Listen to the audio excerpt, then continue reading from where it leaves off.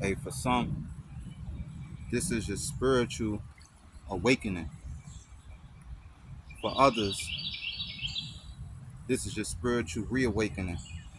And for others, this is your spiritual ascension, your moment to reach greater heights spiritually, greater states of consciousness. So, these keys that you want to take as I give you, receive as I give you, are eating right. You want to make sure you eat right. So when it's time to demonstrate spiritual awareness, consciousness, the body, the vessel, is able to take what you put into it and give out to the parts of you that relate to the physical world around you the information that you are conscious. You want to attract prosperity. You want to receive prosperity. You want to give prosperity. The reason I said prosperity instead of saying attract money, receive money, and give money, because money is the tool. It's not the actual prosperity. The actual prosperity is being able to hold the thought of being prosperous in all that you do. And by that, you attract all things that mean for prosperity. Attracting prosperity begins with having positive thoughts. In order to create the mindset that holds positive thoughts, you want to have a positive dialogue within, positive self talk. And right in the midst of your positive self talk, you want to begin addressing your higher self, the self that you want to become, the self that you envision, the self that is futuristic. So, in this positive dialogue, this positive self talk, you're able to step into what you are creating. This prosperity is amongst you now, regardless of where you are. You want to create the dialogue, the positive narrative within. You want to take the positive self-talk within and speak to the person in the present, in the now.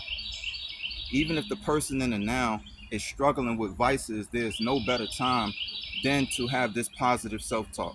So if you struggle with a vice, let's say it's some form of addiction, whatever that may be, whether it's addiction to drugs, whether it's addiction to gambling, whether it's addiction to sex, promiscuity, whether it's whatever the vice is, you want to use the positive self-talk to speak to it. So I'll give you an example.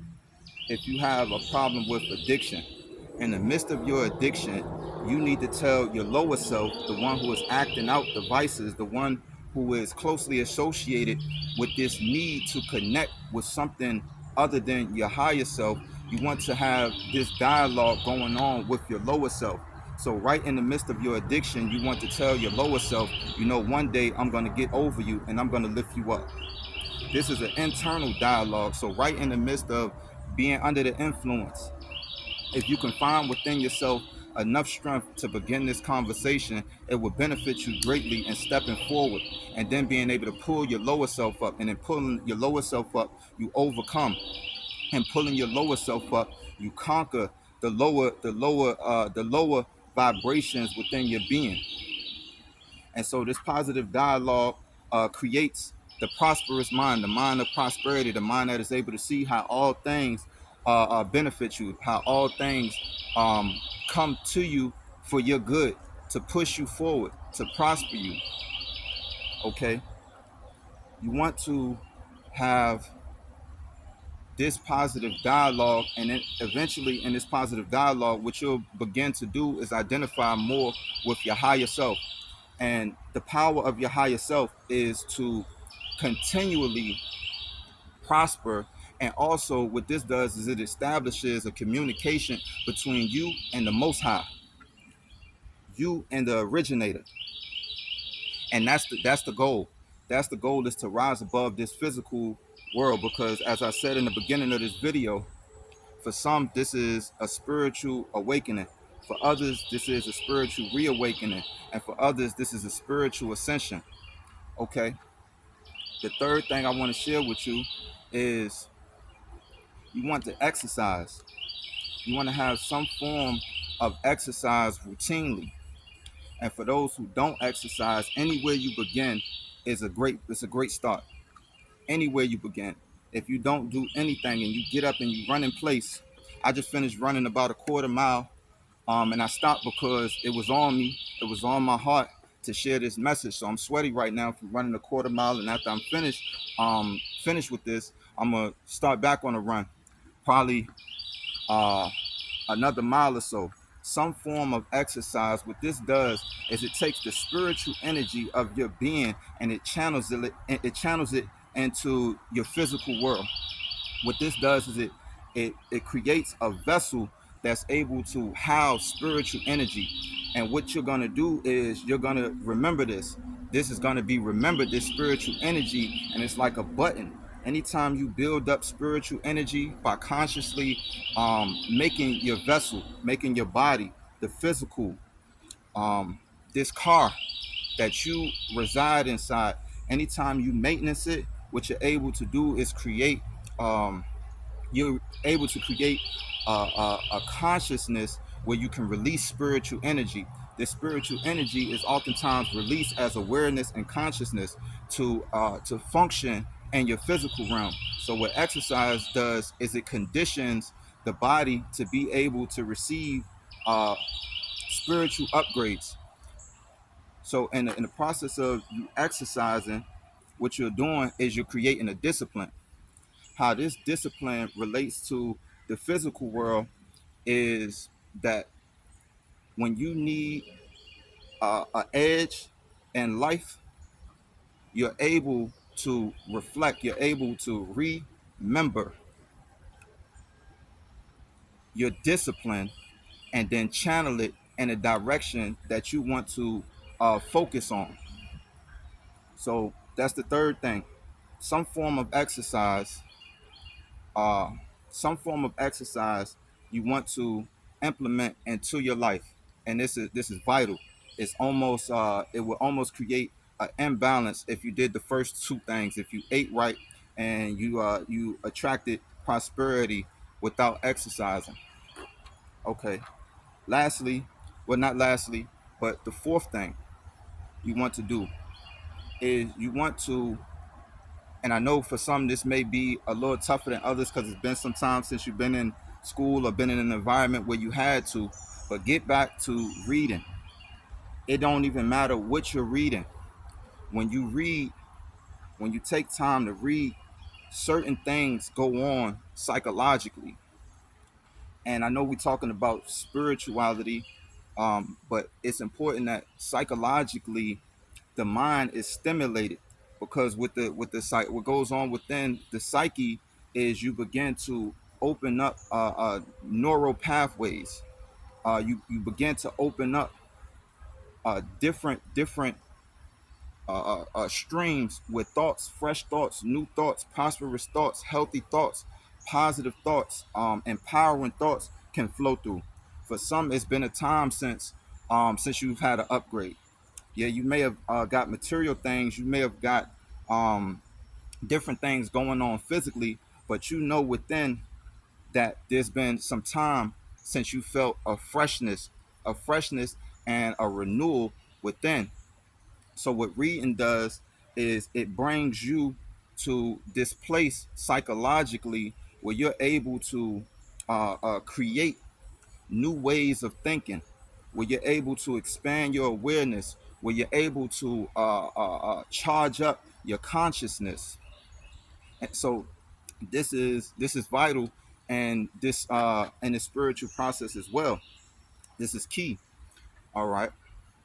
So, and as you read, you will open up an appetite for more weightier readings, because what you do is, and I'm gonna use this word rabbit hole, you open up, or you come to this place of fresh insights. You know, the real you begins to remember. You know that you yourself are information, and when this information isn't um, when this information, the source of information within you aren't stirred, when it isn't